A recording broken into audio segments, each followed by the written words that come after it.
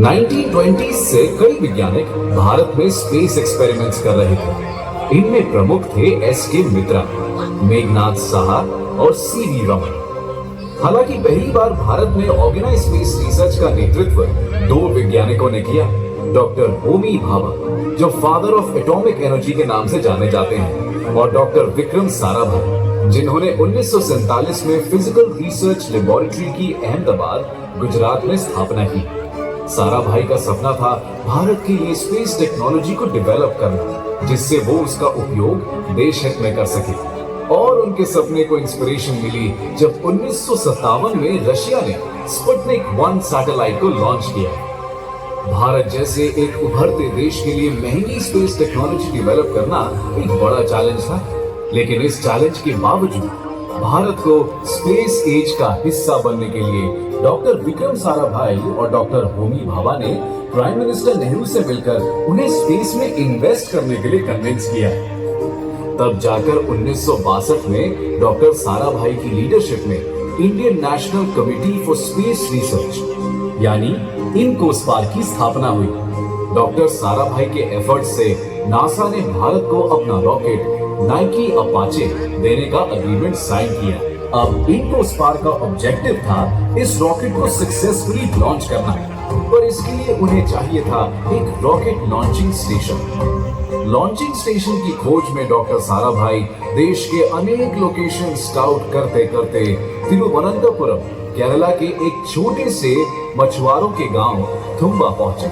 वहां मेरी मगदलीन के चर्च में उन्होंने अपने कंपास में देखा कि सुई ना तो नॉर्थ की तरफ थी ना साउथ, यानी ये चर्च मैग्नेटिक इक्वेटर पर स्थित था और गांव जियोग्राफिक इक्वेटर के करीब भी था। उन्हें पता था कि रॉकेट लॉन्चिंग स्टेशन जितना अर्थ के जियोमेट्रिक इक्वेटर के करीब होता है, रॉकेट को लॉन्च में प्लैनेटरी स्पिन से स्पीड बूस्ट मिलता है, यानी ये जगह लॉन्चिंग स्टेशन के लिए परफेक्ट थी।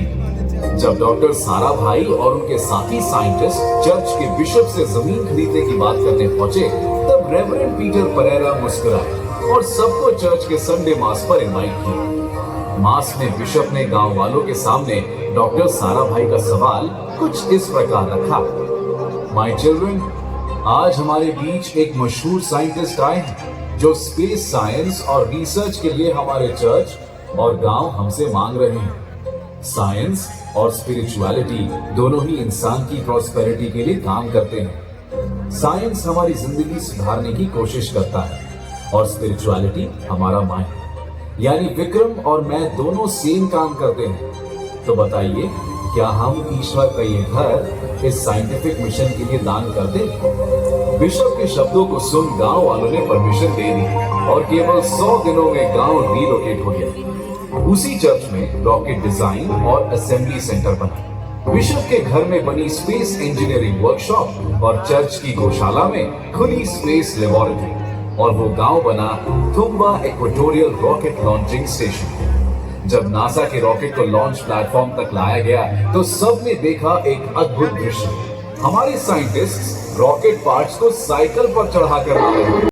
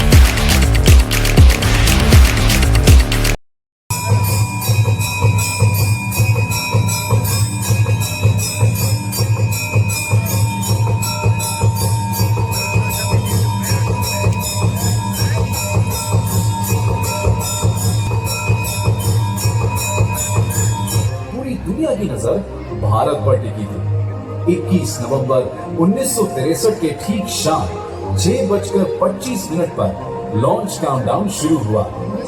5, 4, 3, 2, 1। सूरज की ढलती किरणों के तले भारत ने पहला रॉकेट सक्सेसफुली लॉन्च किया और अंतरिक्ष में रखा अपना पहला कदम।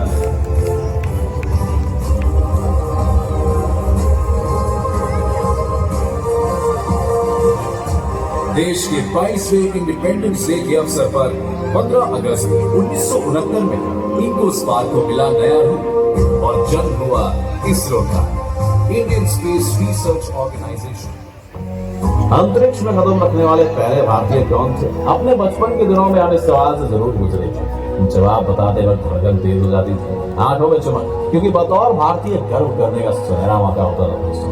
और हमारा जवाब होता था स्क्वाड्रन लीडर राकेश शर्मा।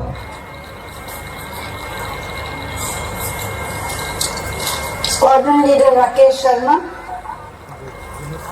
सारे राष्ट्र का ध्यान आपके तरफ है और हम सब आपको बधाई देते हैं।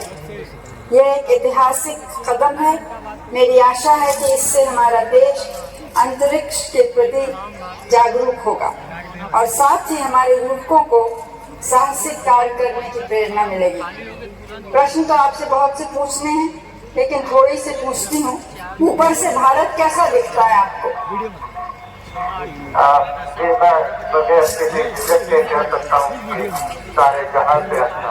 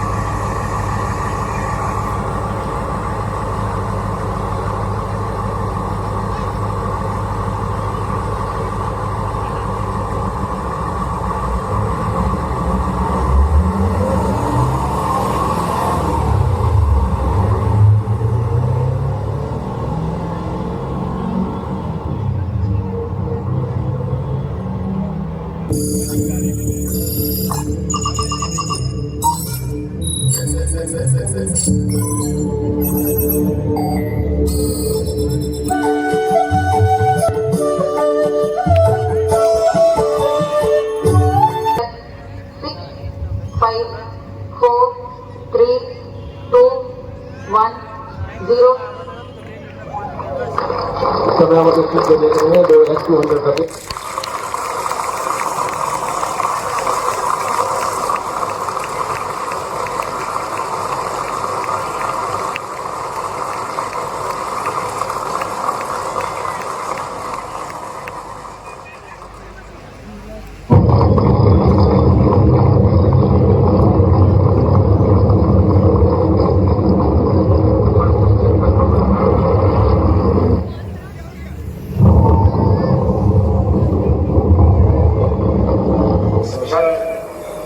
Control center, Vikram lander mission was as planned and the normal performance was observed up to an altitude of 2.1 kilometer. Subsequently, the communication from lander to ground station was lost. The data is being analyzed.